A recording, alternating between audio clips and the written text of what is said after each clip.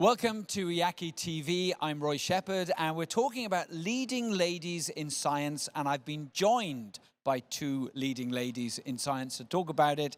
And we have Susanne Halken from the University of Southern Denmark, and also IACI past president Antonella Muraro.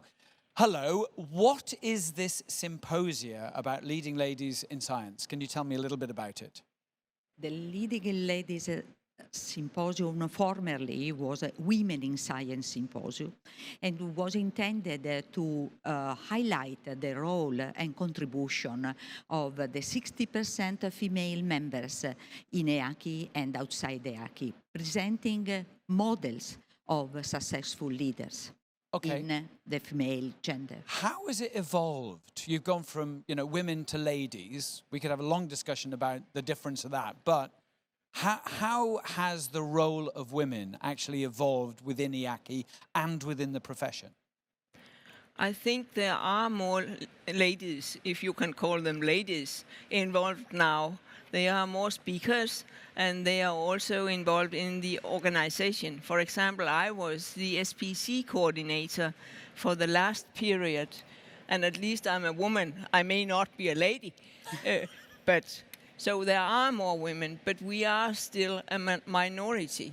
So we still need the focus on having women in the Congress actively involved. So what is the purpose for it then? Because, I've heard that 70% of students at medical schools in all the disciplines around the world are female now. So why do you still need to have symposia specifically addressing the needs of women?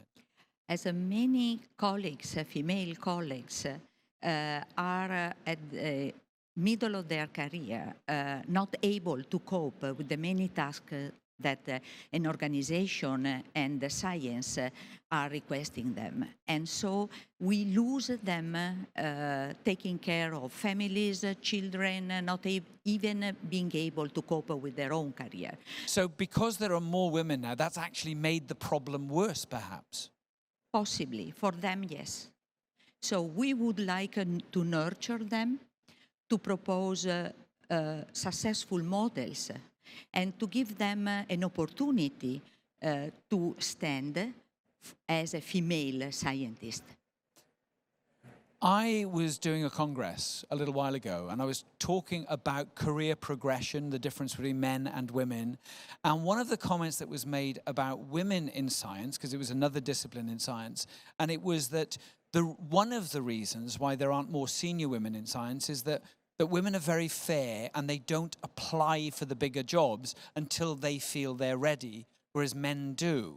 Is that something that you have experience of as well? Yes, personally. I was the first woman president after 60 years from the establishment of the society. So my first attempt to submit the candidacy for president failed, as they could conceive myself as a secretary, but not as a president.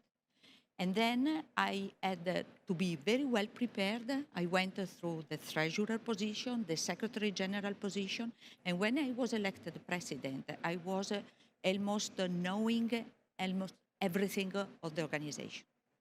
Now, what would you say to younger women in science? Because looking around the Congress here, there are a lot of women and there are a lot of younger women.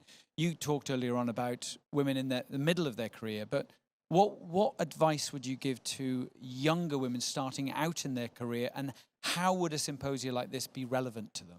I would say to them, be actively involved. It takes some resources, but it is a good investment. And it is fun also. So you cannot do this without working outside the normal working hours.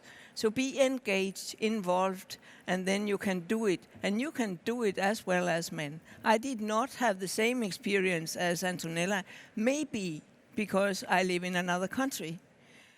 And I am lucky now. I'm an old woman, so I have the mature, time I think, is the word that you were looking for. I have the time for it now. So how much support would you say there is for women who are experienced or more mature for younger people? Because some younger people say to me that actually it's much more difficult when you're dealing with an older, more experienced woman, because she knows that she had to work so hard to get where she is, and she doesn't want to make it easy for anybody else. I think it depends on where you are. Exactly. So I believe that we should tell them to continue with passion. And passion is a common bottom line that harmonize people, and then they can have support from most of the good women. We know that there be people who can put obstacles, also if women, but there are many who will support. Okay, in terms of the symposium, it's not just about being a woman, is it? There's No. science No. as well. So It is can you science. give us a good balance of what the whole thing is about? First of all, it has to be good science. The quality has to be on top. So it's not, as you say, a question only about the gender. It is a question about the quality of the science. And then the female should have the same chance as everybody else. So what would you add to that?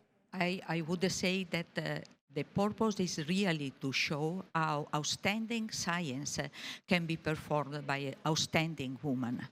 And the three speakers that will be at the symposium are really examples on how they could cope, family, career, and science. With many sacrifices, they will tell. But at the end, they can be leaders now. But we should not forget that this can also be done by men, though.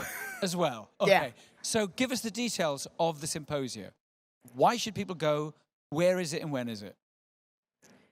First of all, we have outstanding speakers. And they will talk about a very relevant topic also from many points of view. So I think that should be the reason to go there and then get inspired by the way these female speakers do their job. Inspiration is the key.